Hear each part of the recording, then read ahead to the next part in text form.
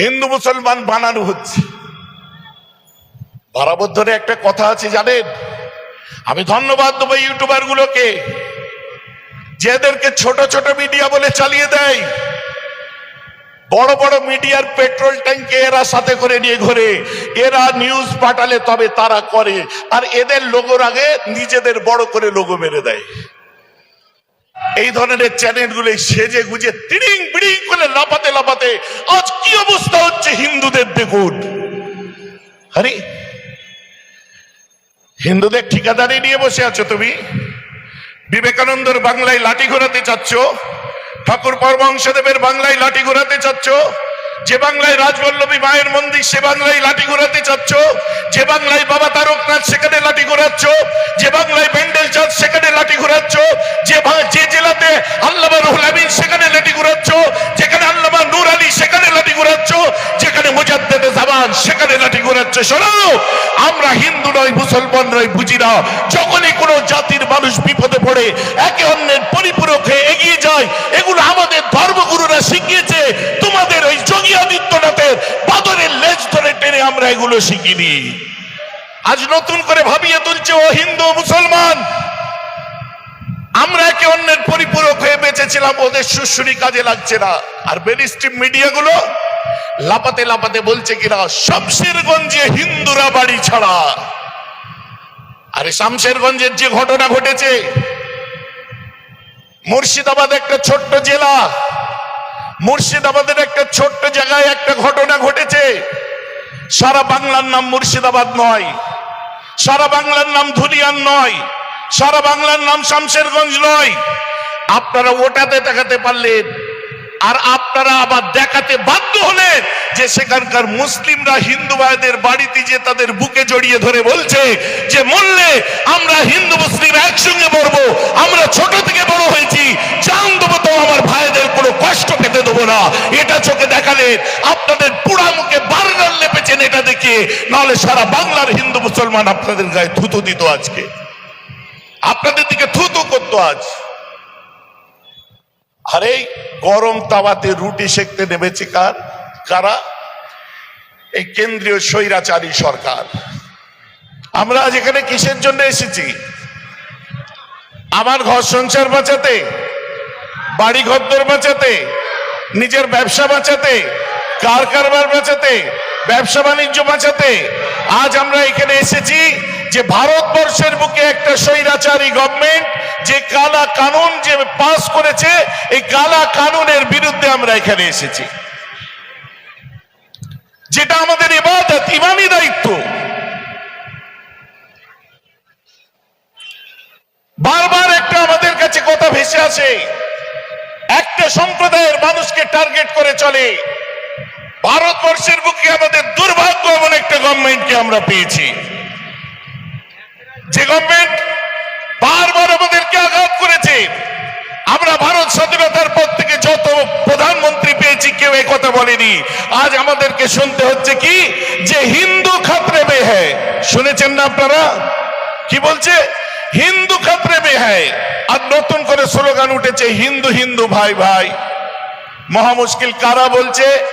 যারা এতদিন হিন্দু বোধহয় ছিল না, শাহাবুদ্দিনের বাড়িতে দুপাটি খেয়েছিল। কোথায় খেয়েছিল?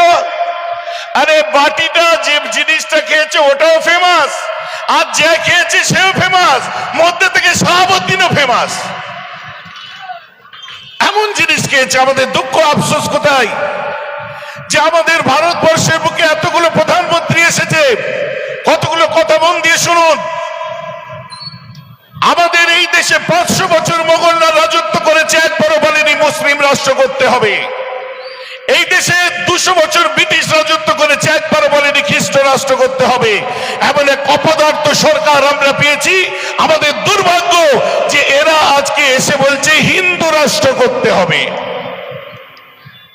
15 লাখ টাকা করে মানি ব্যাগে আপনাদের অ্যাকাউন্টে ঢুকেছিল, খরচা হয়ে গেছে? আরে হাত তুলে বলেন আছে না খরচা হয়ে গেছে?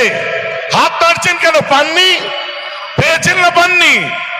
15 লাখ টাকা কোথায় বলে কালা ধান আয়েগা। 20 জন ভারতবর্ষের ইম্পেরিয়াল তারা আবার দেশের টাকা নিয়ে বাইরে বেরিয়ে গেল, বিচার নেই।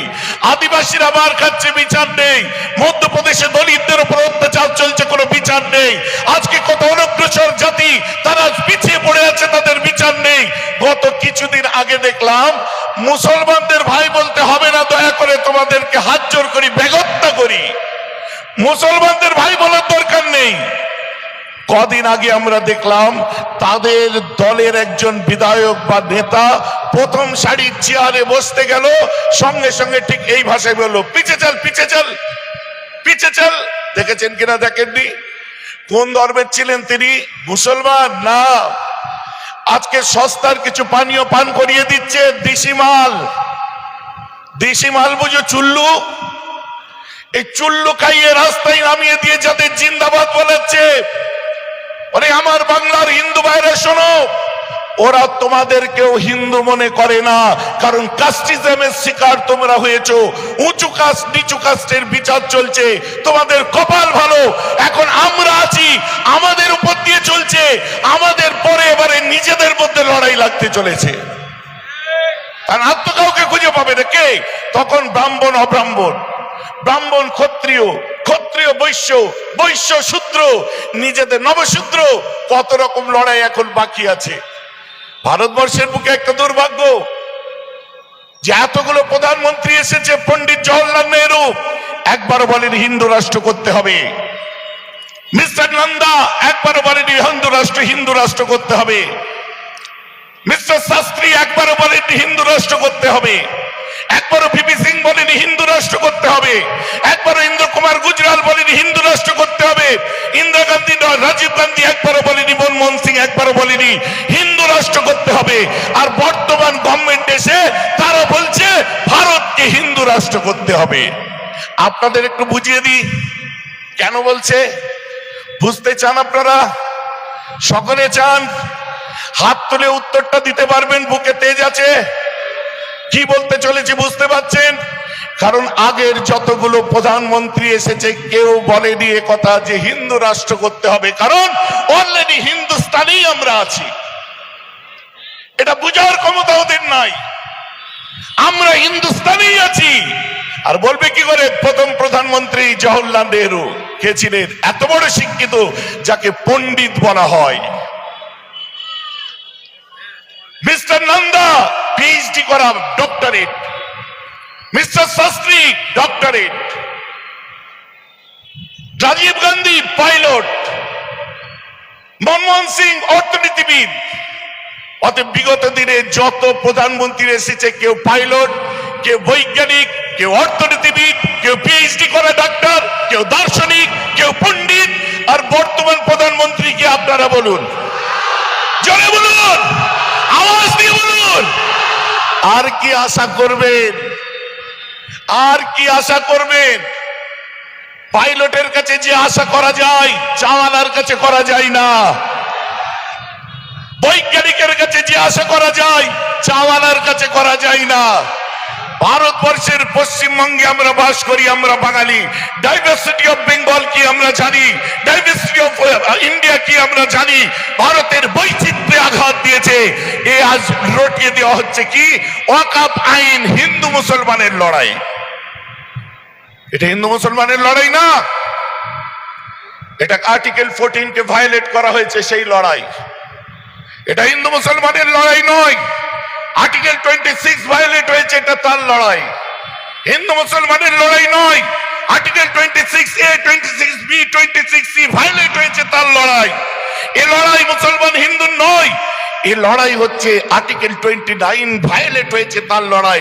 বাবা সাহেব আম্বেদকরের ফটো দেখছিলাম পিছন দিকে, কার কাছে আছে উঁচু করে দেখান।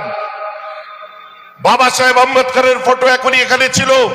বাবা সাহেব আম্বেদকর আমাদের ভারতের সংবিধান রচনা করেছিলেন।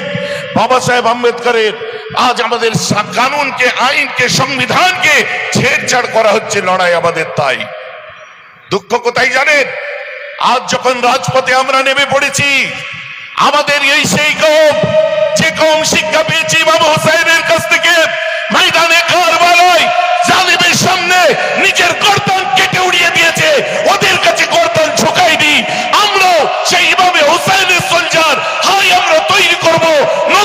ইতিহাস, নাহলে রাস্তার উপর পড়ে থাকবে আমাদের ছিন্ন ভিন্ন লাশ। বোঝা যাচ্ছে? তৈরি হবে আজ নতুন এক ইতিহাস, নাহলে রাস্তায় পড়ে থাকবে আমাদের ছিন্ন ভিন্ন লাশ। চালাও গুলি যত পারো, আমাদের জেলে দেবে দাও, আপত্তি নেই। গুলি চালাবে চালাও, আপত্তি নেই। লাঠি পিটা করবে করো, আপত্তি নেই। গ্যাস চার্জ করবে, আমাদের আপত্তি নেই। আমাদের আপত্তি তোমরা একটা জাতি, একটা ধর্মের আইনের উপরে হস্তক্ষেপ করে তাদের মসজিদকে, তাদের কবরস্থানকে, তাদের আপনার ঈদগাহকে, তাদের মাদ্রাসাকে আল্লাহর সম্পত্তি দখল করেছো। আল্লাহর বান্দা হিসেবে শরীরে এক বিন্দু রক্ত থাকা অবস্থায় আমরা কোনোভাবে এই আইন মানছি না। আমাদের রক্ত থাকতে মেনে নিতে পারবো না।